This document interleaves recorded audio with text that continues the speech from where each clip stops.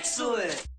What's up guys, and welcome to Paul's Hardware. Today I'm going to be doing a gaming mouse review. I haven't done one of those in a while. I'll take a closer look at the new Roccat Tyon, which features some impressive specs and very cool LED lighting, but I will begin with the hard data. This is a laser mouse with an up to 800 DPI, or CPI rather, Pro Aim R3 sensor, up to 1000 Hz polling rate, and 1 millisecond response time. Down here you've also got some nice big Teflon pads, and somewhere in the housing there's a 32-bit 72 MHz turbo core V2 processor with 576 kilobytes of onboard memory, meaning that all your profiles and settings get saved directly to the mouse so you can take them with you. The Tyon's body is mid-sized and has a nice durable dry touch finish that I really like actually. I much prefer it to glossy finishes in particular that can make your hand feel sweaty, or soft touch finishes that tend to wear off quickly. I have something between a claw grip and a palm grip, and I found the mouse to be very comfortable even after extended use. There's a nice long 1.8 meter braided cable, and then the most standout features of the mouse, which are the extra buttons and the LED lights.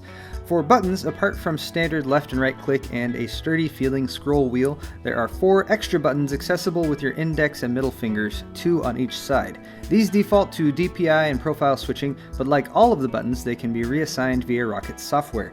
You also have forward and back above the thumb rest, and another button below the thumb that's set up to trigger easy shift. By holding it down, you can access a secondary command for every button on the mouse, which is pretty handy. Above the forward-back buttons is the Accelerator Analog Thumb Paddle.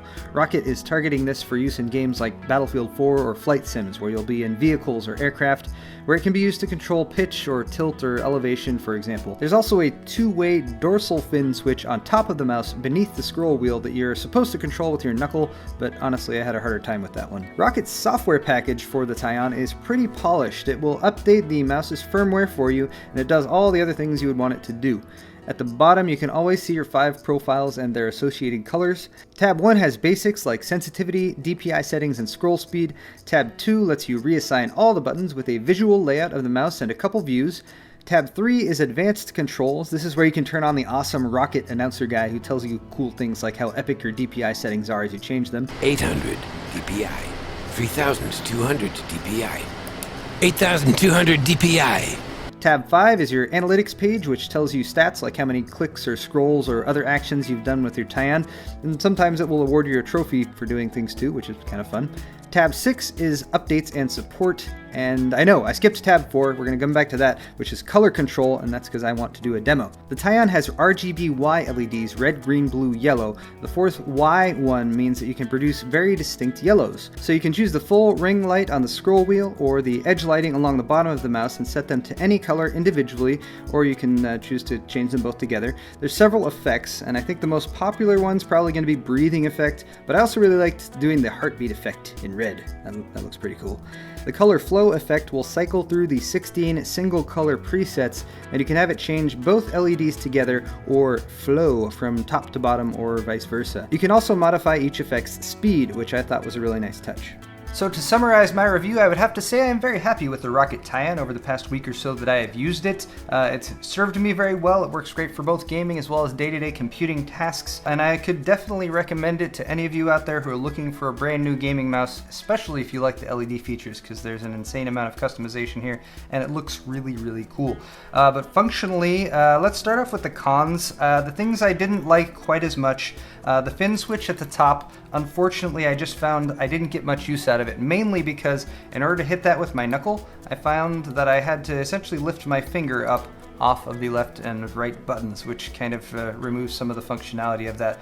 Everything else functionally on the mouse, though, I did find myself using at least from time to time, and I found that very useful, in particular the accelerator button over here. I imagine if you did more flight sims, that would be extremely helpful for you, but even with my limited use of those, I still really enjoyed that. The only other feature that I would have liked to have seen is possibly a weight system integrated here for a mouse at this price point. It would be nice to be able to customize weight. Fortunately for me, I was happy with the weight. It's just a little bit heavier than, say, a Razer Death Adder, for example. So that wasn't a problem, but I know some folks like to set up like a much heavier mouse feel to get that smooth kind of gliding feeling, and that would have been nice to have as well.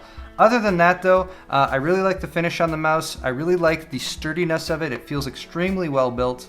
It glides really easily. The extra buttons they've put up here and here on either side of the left and right button are easy to hit. The software is very well made, and you can pretty much program the crap out of this mouse if you like. I even found myself using the easy shift button, not just for games, but actually for basic Windows functionality, believe it or not. So the Tyon gets my recommendation, but I'd love to hear what you guys think. Leave me a comment down in the comment section. Let me know, what do you like better? Do you like the gray finish, like this one, gray or black? I kind of like this one better than the white, honestly, but I thought they did a good job with the white too. So let me know which one you like better. Don't forget to leave me a thumbs up down there as well, of course, if you like this video, and we'll see you all very, very soon.